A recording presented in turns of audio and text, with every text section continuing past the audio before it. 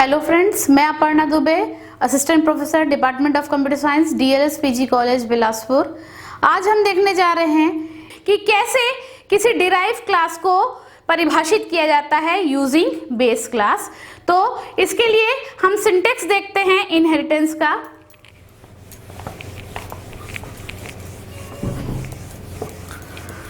किसी भी base class को, जैसे हम सिंपल किसी क्लास को परिभाषित करते हैं, सेम ऐसे ही हम किसी भी बेस क्लास को या डिराइव क्लास को परिभाषित करते हैं। बस हमें यह ध्यान रखना है कि बेस क्लास को इनहेरिट कैसे किया जाएगा किसी डिराइव क्लास में।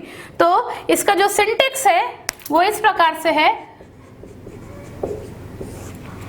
एक बेस क्लास होगा, आप सिंपल क्लास जैसे हम परिभाषित करते हैं सेम ऐसे ही हम क्लास को परिभाषित करेंगे। Class base class name.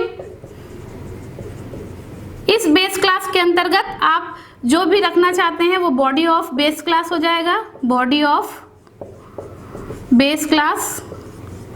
इसके अंतर्गत कई वेरिएबल्स और फंक्शंस होंगे जो कि उसके मेंबर डेटा और डेटा मेंबर और मेंबर फंक्शन कहलाएंगे। इस बेस क्लास को अब अगर आपको इनहेरिट करना है किसमें, किसी डिराइव क्लास में, तो सबसे पहले आप क्या करेंगे, क्लास लिखकर डिराइव क्लास नेम लिखेंगे, डिराइव क्लास नेम। अब आप लगाएंगे कोलोन साइन और फिर यहां लिखेंगे एक्सेस मोड, या जिसे हम विजिबिलिटी मोड भी कहते हैं। ये क्या होता है इसे हम समझेंगे। इसके बाद स्पेस देकर हम लिखते हैं base class name, base class name. जिस बेस क्लास को इस डिराइव क्लास में आपको इनहेरिट करना है उस बेस क्लास का नाम लिखा जाता है। और फिर सिंपल जैसे हम क्लास की बॉडी ओपन करते हैं, हम क्लास की बॉडी ओपन करते हैं और ये जो होता है आपका बॉडी ऑफ डिराइव क्लास। ये लाइन बहुत इंपॉर्टेंट है, इसी की सहायता से आप किसी भी डिराइव क्लास में किसी बेस क्लास को इनहेरिट कर सकते हैं। यहाँ पर ये जो कोलोन साइन है वो ये बता रहा है कि आप किसी बेस क्लास को क्या कर रहे हैं, इनहेरिट कर रहे हैं किसी डिराइव क्लास में। और ये जो एक्सेस मोड, इस एक्सेस मोड को हम विजिबिलिटी मोड भी कहते हैं, एक्सेस मोड या ये विजिबिलिटी मोड भी कहलाता है। ये बहुत इंपॉर्टेंट है। ये आइदर पब्लिक होगा और प्राइवेट होगा,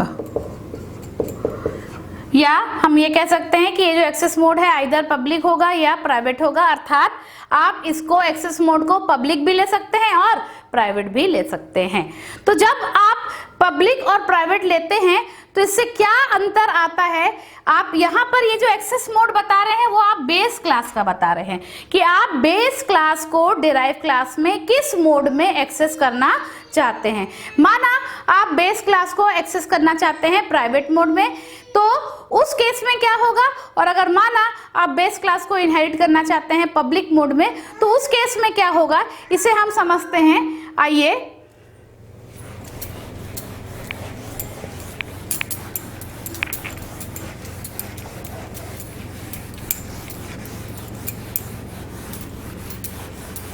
इस सिंटेक्स को फॉलो करते हुए एक छोटा सा एग्जांपल मैं लिखती हूं।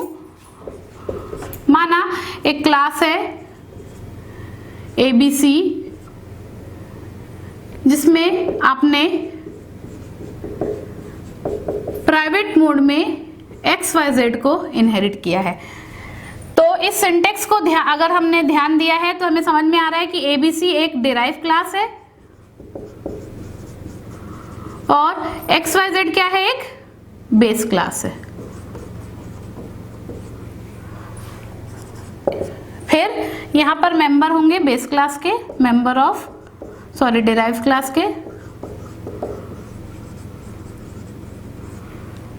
फिर अगर आपने एक दूसरा लेते हैं हम, क्लास ABC पब्लिक XYZ, तो यहां हमने क्या किया है, XYZ नाम के बेस क्लास को पब्लिक मोड में इनहेरिट किया है किसी डिराइव क्लास में। तीसरा हम लिखते हैं क्लास ABC XYZ।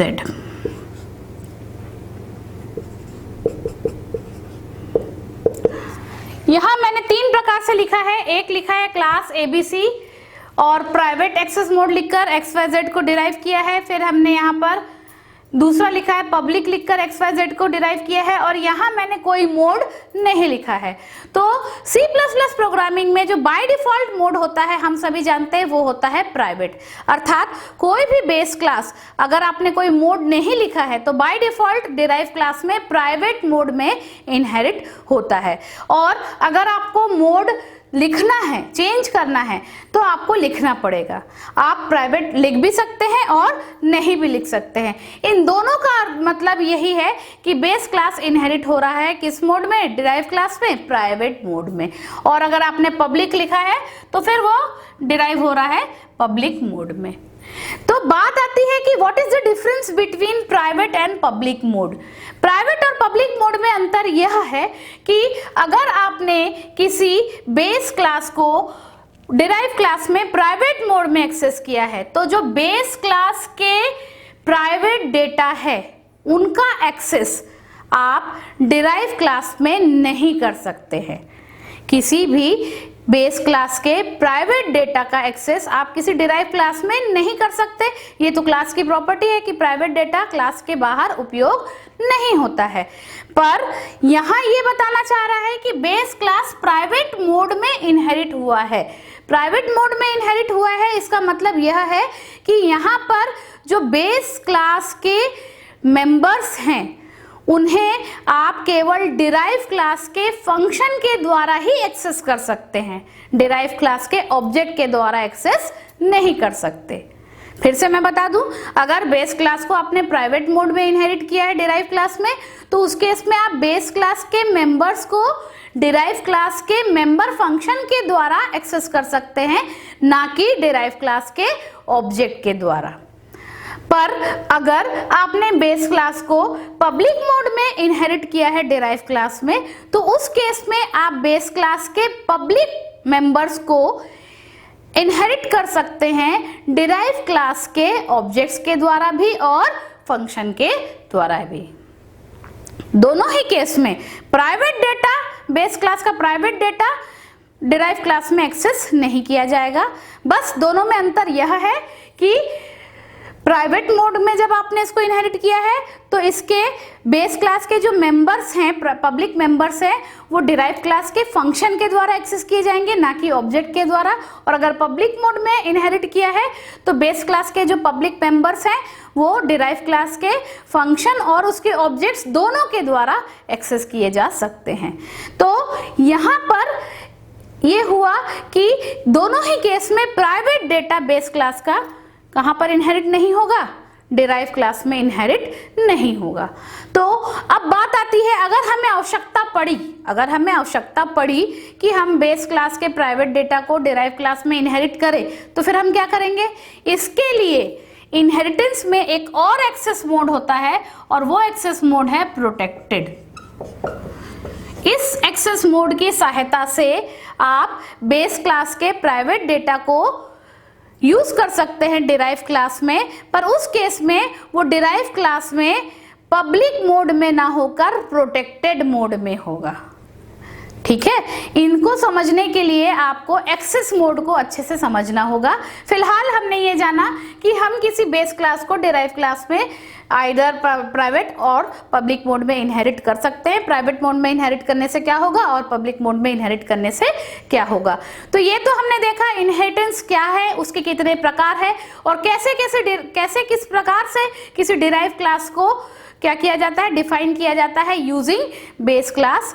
आगे हम इसका एक एग्जाम्पल देखेंगे, एक प्रोग्राम देखेंगे जिससे हमें ये और अच्छे से क्लियर होगा। इसके लिए आप मेरे नेक्स्ट वीडियो को देख सकते हैं।